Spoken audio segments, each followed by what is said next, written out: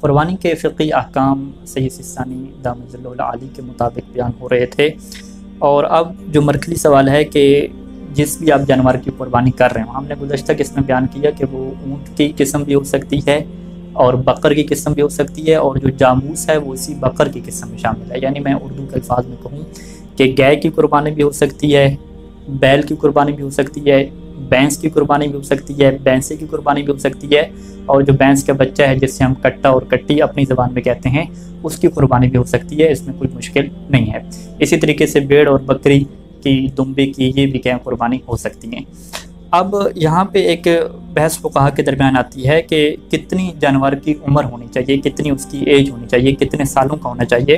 تو یہاں پہ سید سستانی نے احتیاط واجب لگائی ہے، یعنی انہوں نے کہا ہے کہ احتیاط کا تقاضا یہ ہے کہ عمر کے حساب سے آپ یہ دیکھیں کہ اگر وہ اونٹ ہے تو اس کی عمر کم از کم 5 سال ہونی چاہیے، 5 سال اس کے مکمل ہو چکے ہوں۔ اگر 5 سال سے تھوڑا ہوگا تو اس کی قربانی نہیں ہو سکتی۔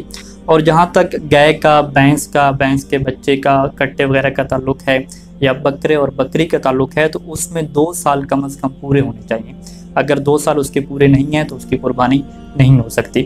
اسی طریقے سے بھیڑ اور دمبے پہ آ جائیں تو وہاں پہ سید سستانی یہ فرماتے ہیں کہ 7 ماہ پورے ہونا اس کے ضروری ہیں، اگر 7 ماہ سے کم ہے تو اس کی قربانی بھی نہیں ہو سکتی۔ یہ عمر کے اعتبار سے ہے۔ اب اگلا ایک اور بحث آتی ہے فقہ کے اندر کہ کیا ایک انسان ایک ہی جانور ذبح کر سکتا ہے، یا بہت سارے لوگ مل کر جو ہے وہ ایک جانور میں حصہ ڈال لیں، جس سے ہم شراکت کہتے ہیں، یہ بھی کیا جائز ہے؟ تو روایات کے مطابق اور جو فقہا نے فتویٰ دیا ہے کہ جو حج کی قربانی ہے اس میں شراکت کو کیا ہے وہ ممنوع قرار دیا جاتا ہے، جائز نہیں ہے، سوائے ایک چند شاذ و نادر صورتوں میں۔ لیکن جو مستحب قربانی ہے اس میں بہت سارے لوگ شریک ہو سکتے ہیں۔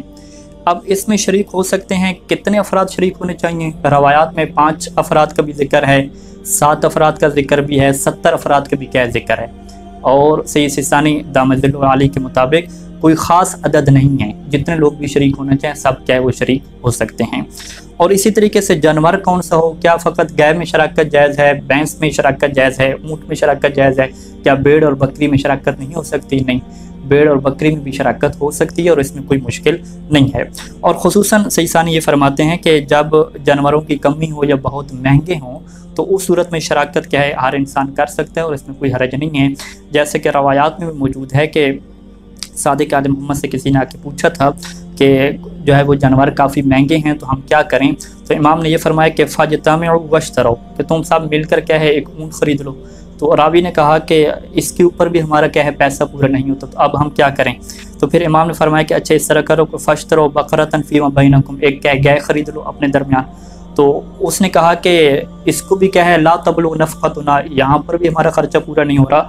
تو پھر امام نے فرمایا کہ فاجتمعوا فاشتروا فیما بینکم شاۃ، کہ تم کٹھے ہو جاؤ اور مل کے ایک شاۃ یعنی ایک بکری وغیرہ خرید لو، اور بکرا یا بکری میں کیا ہے تم سب مل کے کیا ہے قربانی کرو۔ اور پھر امام سے جب اس راوی نے پوچھا کہ کیا یہ جو ہم ایک بکری خرید رہے ہیں تو تجزی عن 7 افراد سے کافی ہو جائے گی؟ تو امام نے فرمایا کہ نعم وعن 70، 7 کیا بلکہ 70 افراد سے بھی کیا ہو جائے گی، کافی ہو جائے گی۔ تو لہذا قربانی کا ثواب لینے کی خاطر جب قربانیاں مہنگی ہیں، افراد نہیں کر سکتے، تو یہ ایک بہترین طریقہ ہے کہ سب مل کر اسے خریدیں اور مل کر خرید کے کیا ہے اسے ادا کریں گے۔ اب ایک اور سوال بھی یہاں پہ بحث ہوتی ہے کہ کیا جو عقیقہ ہے، کیا عقیقہ اور قربانی کو ہم مکس کر سکتے ہیں؟ تو بالکل ایسا ممکن ہے کہ آپ قربانی کریں اور ساتھ ساتھ عقیقہ کی نیت بھی کر لیں، تو یہ دونوں کیا ثواب حاصل ہو جائیں گے۔ لیکن اہم نقطہ اس میں جس کی طرف ہمیں توجہ رکھنی ہے کہ عقیقہ فقط ایک بندے کی طرف سے ہوتا ہے اور قربانی کیا ہے ایک سے زیادہ کی طرف سے ہو سکتی ہے۔ تو لہٰذا اگر آپ قربانی کرنا چاہ رہے ہیں اور اس کے ساتھ عقیقہ کی نیت بھی کرنا چاہ رہے ہیں تو ضروری ہے کہ اس میں پھر شراکت نہ ہو، یعنی وہ ایک بندے کی طرف سے ہو۔ تو اب جس بندے کی طرف سے قربانی ہو رہی ہے اسی کی طرف سے کیا ہے عقیقہ کافی ہو جائے گا۔ ایسا نہیں ہے کہ آپ کہیں کہ قربانی تو میری طرف سے ہے اور جو عقیقہ ہے وہ بیٹی کی طرف سے ہو جائے، نہیں، ایسا نہیں ہو سکتا۔ آپ قربانی بھی بیٹی کی طرف سے کریں گے، عقیقے کی نیت بھی اسی کی طرف سے کریں گے اور کسی اور کو اس میں شریک نہیں کریں گے، تو یہ کافی ہو جائے گا، اس میں کیا کوئی مشکل نہیں ہے۔ اپنے مرحومین کو ثواب پہنچانے کی خاطر رجا اور امید کی نیت سے قربانی کی جا سکتی ہے اور زندہ افراد کی طرف سے قربانی کی جا سکتی ہے۔ روایات میں یہ موجود ہے کہ رسول خدا صلی اللہ علیہ وآلہ وسلم دو قربانیاں کرتے تھے، ایک اپنے لیے کرتے تھے اور ایک ان امت کے افراد کی طرف سے کہ جو قربانی نہیں خرید سکتے تھے۔ اور مولا امیر المومنین علیہ السلام کی یہ سنت تھی کہ وہ بھی دو قربانیاں کرتے تھے، ایک اپنی طرف سے اور ایک رسول خدا صلی اللہ علیہ وآلہ وسلم کی طرف سے۔